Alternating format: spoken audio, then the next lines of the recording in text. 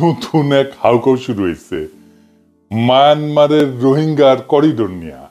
বাংলাদেশে প্রত্যেক দিন ইস্যু পয়দা হয় নতুন নতুন, আমাকেও পিক করতে হয় ইস্যু, কারণ আমার একটা এপিসোড বানাইতে তো টাইম লাগে, তাই না? বিষয়টা বুঝতে হয়, পড়াশোনা করতে হয়, এরই মধ্যে একটা নতুন ইস্যু আইসা পড়ে। তা আমি কি করি কন্ত? বাংলাদেশ নিয়ে যারা অ্যাক্টিভিজম করেন আমি তাদের একটু বিনীতভাবে অনুরোধ করি যে নিজের ক্রিটিক্যাল থিঙ্কিং অ্যাবিলিটিটা প্রয়োগ করেন। কোনো পূর্ব ধারণা বা প্রিজামশন থেকে কোনো উপসংহারে পৌঁছায় না। আপনার অ্যাক্টিভিজম আপনার ব্যাখ্যায় আখেরে কার লগে মিলে যাইতেছে সেটা খেয়াল করবেন। কারণটা হইতেছে আপনারা তো অনেকে দেখে প্রভাবিত হয়, তো এই প্রভাবিত যদি উল্টা দিকে হয়ে যায় তাহলে তো মুশকিল, তাই না? সমস্ত ভূ রাজনৈতিক সমস্যা, রাজনীতিক সমস্যা, দেশীয় আন্তর্জাতিক সমস্যা, এটা খুব পরিষ্কারভাবে বোঝা না গেলে সব জায়গায় আপনার ব্যাখ্যা কিন্তু ভ্রান্ত হবে। আজকের এপিসোড আপনাদের রোহিঙ্গা সমস্যার এমন একটা পরিষ্কার ব্যাখ্যা দিবে যে আপনি তারপর থেকে এই অঞ্চলের সমস্ত সাম্প্রতিক সমস্যা খুব সহজে বুঝে যাবেন, একেবারে সেল সেলাইয়া বুঝে যাবেন। আমার পক্ষে সবসময় সবকিছুর ব্যাখ্যা টাইম মতো হাজির করা সম্ভব হয় না, বুঝতেই পারেন, নানা কাজ আছে। কিন্তু এখন আমার মনে হইতেছে যে এই ইস্যুটা নিয়ে আমার আরো আগে কথা বলা উচিত ছিল, তাইলে এই ইস্যুটা নিয়ে কনফিউশন দূর হইতো। যা কনফিউশন শুরু হয়েছে জনগণের মধ্যে, পাবলিকের মধ্যে, এমনকি রাজনৈতিক দলগুলোর মধ্যেও। আসেন আল্লাহর নামে শুরু করি। রোহিঙ্গাদের তাড়ানো হইল কেন এটা দিয়া। রোহিঙ্গা ইস্যুটা বুঝতে হইলে ইন্ডিয়া ছাড়া বোঝা যাইবে না। এখন অনেকে কইবেন দাদা আপনি কিছু হইলে ইন্ডিয়া ধরে টানেন কে? টানতে হয় রে ভাই, কারণ এই অঞ্চলে যা যা হয় তাতে ইন্ডিয়ার একটা কানেকশন আছে। ইন্ডিয়ার মন না বুঝলে, তার কূটনীতি না বুঝলে আপনি সমস্যাগুলোর মূলে যাইতে পারবেন না। ইন্ডিয়ার কি সমস্যা বাংলাদেশ নিয়া, এই অঞ্চল নিয়া, তা আমি এই ভিডিওটা ব্যাখ্যা করেছিলাম। যারা দেখেছেন তারা তো জানেনি, যারা দেখেন নাই তাদের জন্য সংক্ষেপে আবারও বলি আর কি। আবারও শুনলে অসুবিধা নেই, এমনকি যারা আগে শুনেছেন তারাও যদি আবার সংক্ষেপে শুনেন তাও অসুবিধা নাই, আবার মনে হবে একই কথা। ইন্ডিয়ার মূল সমস্যা মুসলমান। সে মুসলমান নাম দেখলে ডরে কাঁপে। তার ডর মুসলমানরা যদি আমাদের দেশে আসা যাওয়া করে তাহলে সে তো আমার দেশকে মুসলমান দেশ বানায় ফেলবে। এত নির্যাতন, এত নিপীড়নের পরেও ভারতে মুসলমান জনগোষ্ঠীর সংখ্যা উল্লেখযোগ্য হারে বাড়তেছে, মানে ভারত ভাগের পর থেকে বাড়তেছে। এর মধ্যে মুসলমান বাংলাদেশের লোকজন যদি আসা যাওয়া শুরু করে বর্ডার দিয়া নিরাপদে, তাহলে পশ্চিমবঙ্গ, আসাম, ত্রিপুরা কোনো কিছু আর হাতে রাখতে পারবে না, সব ছুটে যাবে, সেগুলো মুসলমান প্রধান হয়ে যাবে। তাইলে কি করতে হবে ইন্ডিয়াকে? তাইলে বাংলাদেশকে কাঁটাতারের বেড়া দিয়া ঘিরে রাখতে হবে, যেন কেউ আর চলাচল করতে না পারে, কেউ আর ইন্ডিয়াতে ঢুকতে না পারে। আর বাংলাদেশিদেরকে মারতে হবে গুলি কইরা মাঝে মাঝে, তাহলে বাংলাদেশিরা ডরে আর বর্ডারের দিকে যাবে না, ক্রস করবে না, তাই না? বুঝাও তো, সমস্যা তো মিটে গেল, তাই না? হ্যাঁ, না মিটলো না, নতুন সমস্যা শুরু হইলো। বাংলাদেশের ওই পারে যে 7টা রাজ্য আছে না, যেগুলোকে 7 সিস্টার্স কওয়া হয়, সেগুলো অশান্ত। এগুলো ইন্ডিয়ার সাথে জুড়ে আছে চিকেন নেক নামের একটা ছোট্ট জায়গা দিয়ে, এটা দিয়া ওটা যদি চীন চেপে ধরে তাহলে শেষ। আর ওই চিকেন নেক দিয়ে কিছু পাঠাইতে হলে মেনা টাইম লাগে, তো সেইখানে খাদ্য সাপ্লাই, সামরিক সরঞ্জাম দ্রুত পাঠানোর সবচেয়ে ভালো রাস্তা হচ্ছে বাংলাদেশের মধ্যে দিয়া, হ্যাঁ, সরাসর বরাবর। তো তুমি একজনকে ঘিরে রাখবা কাঁটাতার দিয়া, নদীর পানি কাইরে নিবা, মানুষ মারবা, কাঁটাতারে ঝুলাই রাখবা, আর ওই দেশের মধ্যে দিয়ে ট্রানজিট নিবা। এটা হইতে দেবে কোন সরকার? দেবে না, যদি সেই সরকার জনগণের হাতে নির্বাচিত হয়।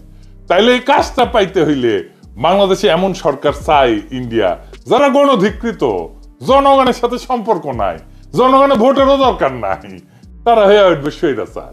তারা যদি জনপ্রিয় দল হিসেবে ক্ষমতায় আসেও তাও তারা একসময় স্বৈরাচার হয়ে উঠবে, কারণ তারা দেশের স্বার্থ বিরোধী চুক্তি করে ভারতকে ট্রানজিট দিবে। বাংলাদেশের মানুষের স্বার্থ বিরোধী, বাংলাদেশের মানুষ এটা বুঝতে পারবে, তখনই সে স্বৈরাচার হয়ে যাবে।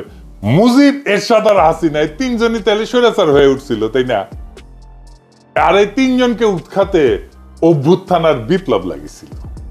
ভারত জানে যে তার ট্রানজিট বাংলাদেশের মধ্যে দিয়ে এক সময় জয় বাংলা হয়ে যাবে।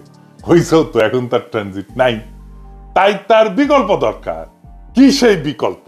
আপনারা দেখেছেন নাই নিউজটা যে বাংলাদেশকে এড়ায় সেভেন সিস্টার্সকে যুক্ত করতে নতুন প্রকল্প ভারতের, দেখছেন না? এটা নতুন প্রকল্প না, এটা অনেক পুরানা প্রকল্প।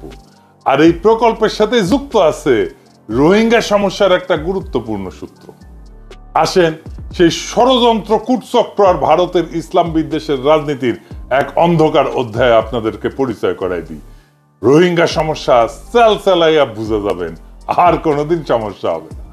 এই যে রোহিঙ্গা বিতরণ করলেন, এটা একটা উন্নয়ন প্রকল্পের আড়ালে একটা জাতিগত নিধন জায়েজ করে তোলার প্রকল্প, যার নাম Kaladan multi model transit transport project, সংক্ষেপে কালাদান প্রকল্প। কাগজে কলমে এটা একটা ট্রান্সপোর্ট করিডোর, কিন্তু বাস্তবে এটা একটা রক্তাক্ত করিডোর, যেখানে রাস্তাঘাট বানাইতে মানুষের বসতি ধ্বংস করা হয়েছে। শুধু যে মানুষ তাও না, একটা জাতিকে ধ্বংস করা হয়েছে। কালাদান প্রকল্পটা কি?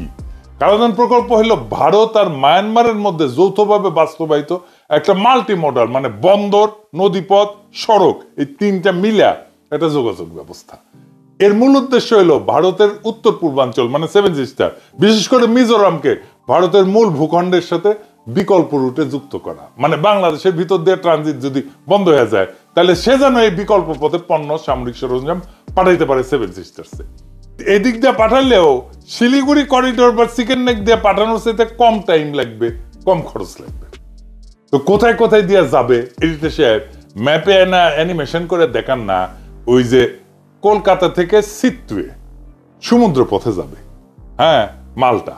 তারপরে সিটুয়েতে নামবে, এইটা নামার পরে সিটুয়া থেকে কালেতোয়া, কালাদান নদী পথে যাবে। কালেতোয়া থেকে জরিনপুই, মিজোরাম সীমান্ত, এখানে সড়ক পথে যাবে। এইখান থেকে সড়কে ভারতের অভ্যন্তরে প্রবেশ করা। তো ভারতের পুরো প্রকল্পের জন্য $500 মিলিয়ন ব্যয় করছে, যা পুরোপুরি ভারত সরকারের অর্থায়ন করছে, পুরা ইন্ডিয়ার এটা খরচ। এখন প্রশ্ন হইতেছে যে এই প্রকল্পের সাথে রোহিঙ্গা গণহত্যার কি সম্পর্ক? কালাদান প্রকল্পের যে মূল রুট রাখাইন রাজ্যের সিটুয়ে, ওই যে এখানে এসে নামবে আর কি, এই সিটুয়ে থেকে পালেতোয়া পর্যন্ত রোহিঙ্গা জনগোষ্ঠীর ঐতিহাসিক বসতি এর উপর দিয়ে গেছে। সিটুয়ে শহরের আশেপাশের অঞ্চল ছিল রোহিঙ্গাদের ঘনবসতি যখন রোহিঙ্গা বিতরণ করা হয়েছে তার আগে। 2012 সাল থেকে শুরু করে 2017 সালের যে ভয়াবহ গণহত্যা, রোহিঙ্গাদের হত্যা, ধর্ষণ, গৃহপোড়াও, দেশ ছাড়া করার জন্য বাধ্য করা হয়েছে, এইটা এই অঞ্চল। কেন তাদের সরাই দেওয়া হয়েছিল? প্রশ্নটা এখানে। কেন এই জাতিগত নিধন ঠিক এই অঞ্চলে হইল? এর উত্তর মিলবে ভূ রাজনৈতিক মানচিত্রে। রাখাইন রাজ্যে হঠাৎ করে অর্থনৈতিক গুরুত্ব পেতে শুরু করলো এই প্রকল্পের জন্য, কালাদান প্রকল্পের কারণে। ভারতীয় অর্থায়নে বন্দর, রোড, নদীপথ তৈরি হবে, জমির দাম বেড়ে গেল। এমন অঞ্চলে মায়ানমার আর ভারত সরকার তার সম্ভাব্য হুমকি রোহিঙ্গা মুসলমানদের রাখতে চাইল না। ভারত চাইবে না যে যেইখানে সিটুয়েতে তার পণ্য নামবে সেটা মুসলমান এলাকা হোক, যেইখান থেকে তার পণ্যটা যাবে সেটা মুসলমান এলাকা হোক। তাদের সরাই দিলে ভূমি থাকবে খালি, বিরোধ থাকবে না, প্রজেক্ট চলবে নির্বিঘ্নে। এর আগেই বলে ডেভেলপমেন্ট ইনডিউস ডিসপ্লেসমেন্ট। পৃথিবীর নানা জায়গায় এটা হয়েছে, এইটা এইখানে হয়েছে। উন্নয়নের নামে জাতিগত উচ্ছেদ। অ্যামনেস্টি ইন্টারন্যাশনাল আর 45 রাইটস এর রিপোর্টে বলা হয়েছে যে সিটুয়ে বন্দরের আশেপাশ থেকে রোহিঙ্গা বসতিগুলোকে ধ্বংস কইরা সেখানে বন্দরের অবকাঠামো তৈরি করা হয়েছে। এবার বুঝছেন তো কেন তাদেরকে তাড়ানো হয়েছে। কালাদানের জন্য রাস্তা বানাইতে যেখানে ভূমি দরকার ছিল সেখানে আগে রোহিঙ্গারা ছিল। এই গণহত্যা যে ভারতের সমর্থন ছিল এটা প্রমাণ কি তাইলে? তো ভারত কি করলো? যখন গণহত্যা শুরু হলো, ভারত ইউএনএ রোহিঙ্গা নিধনের বিরুদ্ধে ইউএনের যে প্রস্তাবনা সেটাতে ভোটদানে বিরত থাকছে, যাতে কালাদান প্রকল্পে মায়ানমারের সঙ্গে সম্পর্ক ক্ষতিগ্রস্ত না হয়। মায়ানমারের জান্তা সরকারের সাথে সম্পর্ক গভীর করছে ভারত। তাদের দৃষ্টিতে উন্নয়ন এবং কৌশলগত লাভ মানবাধিকারের চাইতে বেশি গুরুত্বপূর্ণ। তারা রোহিঙ্গা শরণার্থীদের ভারতে ঢুকতেও দেয়নি। আজ নেই আলাপটা কোথাও দেখবে। 2017 সালে কেউ খেয়াল করেনি যোগী আদিত্যনাথ, এই যে যোগী আদিত্যনাথ সালের অগাস্টের 5 থেকে 7 তারিখ মায়ানমার সফর করছিল।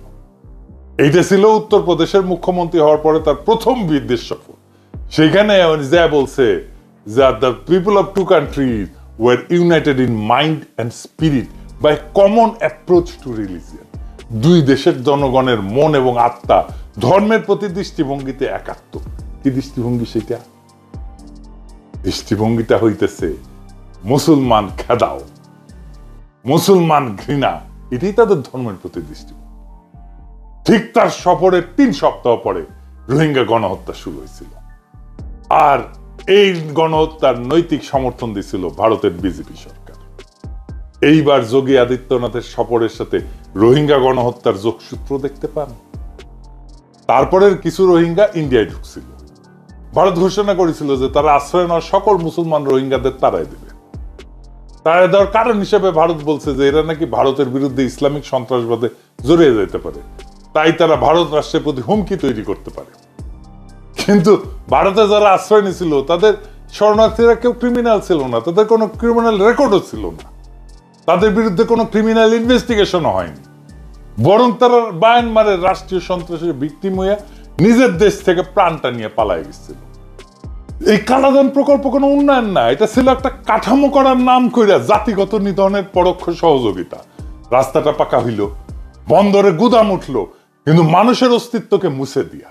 এটা কোনো অবকাঠামো না, এটা একটা নিধন করিডোর। উন্নয়নের নামে যদি মানুষ উচ্ছেদ হয়, তা উন্নয়ন না, তা দখল। এই দখলটাই হয়েছে ফিলিস্তিনে। যেই রাস্তা রক্ত মুছে তৈরি হয়, তার গন্তব্য কখনোই মানবিকতা হইতে পারে না। ফিলিস্তিনে গাজাকে এইভাবে ফাঁকা করা হয়েছে, একই জিনিস করছে রোহিঙ্গা এলাকায়।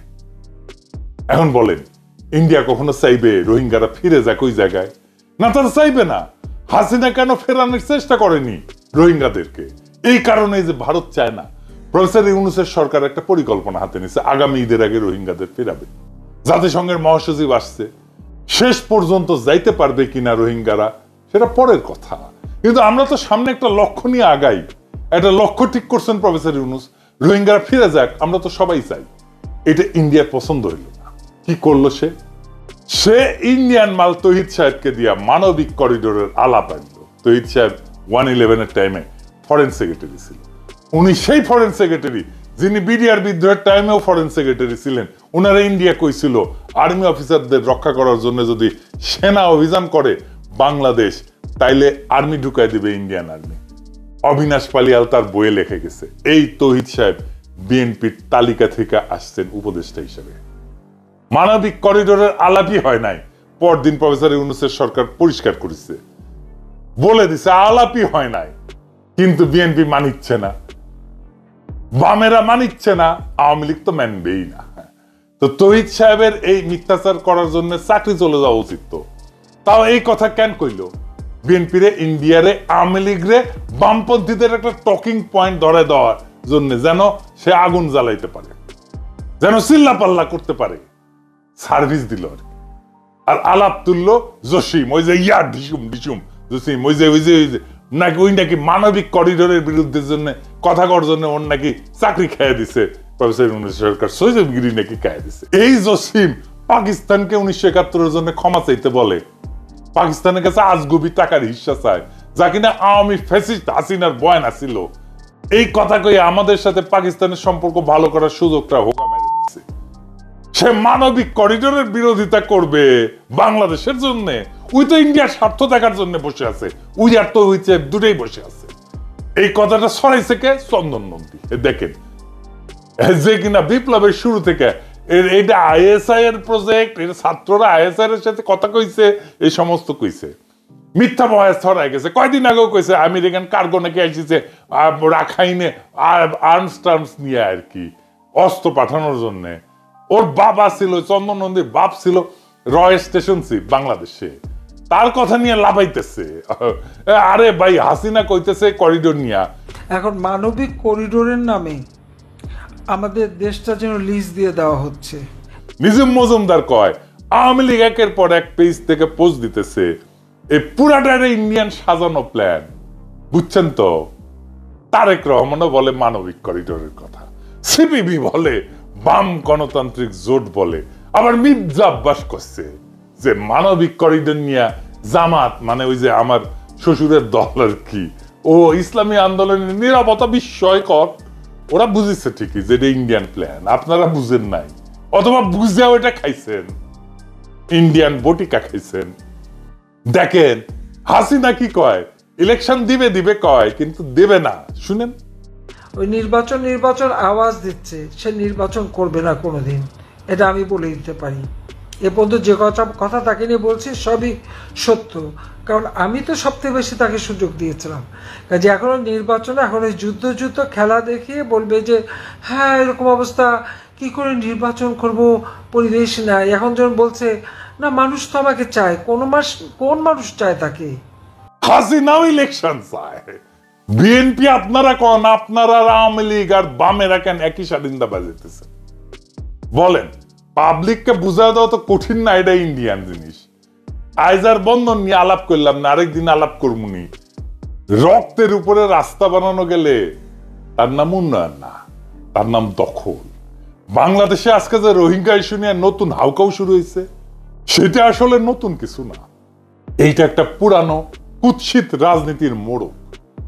রোহিঙ্গাদের তাড়ানো হয়েছে শুধু তাদের ধর্মের কারণে না, তাদের জমির কারণে, তাদের অবস্থানের কারণে, তাদের জাতিগত পরিচয়কে মুছে দেয়া একখান ট্রানজিট করিডোর বানানোর জন্য।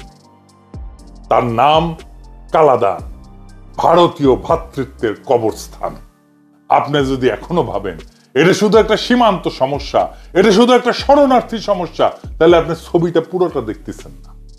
আপনি যদি রোহিঙ্গাদের কান্না, রাখাইনের আগুন আর চট্টগ্রামের নিরাপত্তা এক লাইনে না টানেন, আপনি ভারতীয় পররাষ্ট্রনীতির অভিসন্ধি ধরতে পারবেন না। এইখানে রাস্তা বানাইতে হয়েছে, তাই মানুষ সরাইয়া দিতে হয়েছে। এখানে গুদাম উঠাইতে হয়েছে, তাই ঘর জ্বালাইয়া দিতে হয়েছে। এইখানে করিডোর বানাইতে হয়েছে, তাই একটা জাতিকে মুছে দিতে হয়েছে। আর যেইখানে এই গণহত্যার নেপথ্যে ভারতের কূটনৈতিক চুপচাপ সমর্থন ছিল, সেইখানেই আবার আপনি দেখবেন তাদের পেইড ন্যারেটিভ ছড়ায় মানবিক করিডোর, রোহিঙ্গা শিবিরে জঙ্গি আছে, বাংলাদেশে নিরাপদ আশ্রয়। এইটাই তো রাজনীতি। একদিকে ইসলাম বিদ্বেষ, আর একদিকে ভূকৌশল, মাঝখানে পড়ে একটা জাতি হয় বেওয়ারিশ। আর সেই নাটকের অডিয়েন্স হচ্ছেন আপনি। আপনাকে দেখানো হয় হিউম্যান ট্র্যাজেডি, আর লুকানো হয় হিউম্যান ইঞ্জিনিয়ারিং। রোহিঙ্গা তাড়ানোর নাটক, মানবিক করিডোরের গল্প, জসিমের গরম অঙ্গ, সবকিছুর পেছনে একটাই কথা লুকানো আছে, আপনি যেন মূল ইস্যুটা না ধরেন। আজকের ভিডিওতে আমরা সেই পর্দাটা ফাঁস করে দিলাম। এই লড়াই শুধু রোহিঙ্গাদের জন্য না, এই লড়াই বাংলাদেশের ভূখণ্ড রক্ষা করার লড়াই, এই লড়াই বাংলাদেশের রাজনৈতিক সার্বভৌমত্ব রক্ষা করার লড়াই। আপনার অন্ধ সমর্থন ভারতের নির্লক্ষার পেট্রোল, আপনার বিশ্লেষণহীন অ্যাক্টিভিজম আসলে ভারতীয় পরিকল্পনার প্রোপাগান্ডা ডিভিশনে কাজ করা এক প্রকার ভলান্টিয়ারশিপ। সুতরাং কথা বলার আগে ভাবেন, ব্যাখ্যার আগে পড়েন, আর ব্যাখ্যা দিলেই দেখেন আপনার ব্যাখ্যা কার প্ল্যাটফর্মে গিয়া বসে। আমরা ব্যাখ্যা দিছি, এখন শুরু হোক প্রতিরোধ। রক্তের করিডোরের বিরুদ্ধে, নব্য সাম্রাজ্যবাদী উন্নয়নের বিরুদ্ধে, গৃহহীন জাতির পক্ষ নিয়া। এইবার বলেন আপনি কার পাশে দাঁড়াবেন? ভারতের ন্যারেটিভ নাকি এক উদ্বাস্তু জনগোষ্ঠীর স্বদেশে ফিরে যাওয়ার পক্ষে? সিদ্ধান্ত আপনার। ইনকিলাব জিন্দাবাদ।